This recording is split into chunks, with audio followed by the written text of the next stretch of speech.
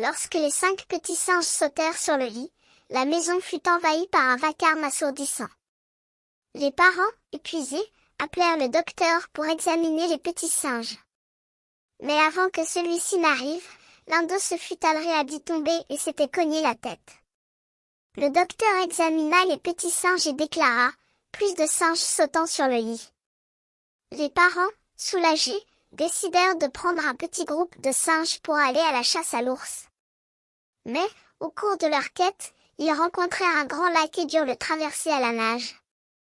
Après cette aventure, ils continuèrent leur route, mais ils rencontrèrent bientôt un fermier qui avait un chien et Bingo, son nom. Le fermier leur offrit des pommes de terre et des muffins, et ils continuèrent leur route. Le soir, ils revinrent chez eux, épuisés, et se mirent à chanter et à jouer des airs de musique.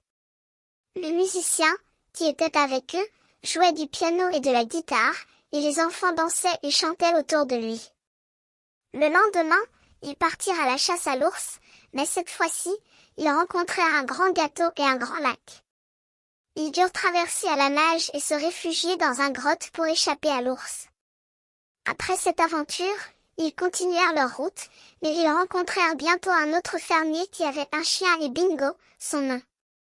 Ce fermier leur offrit des pommes de terre et des muffins, et ils continuèrent leur route.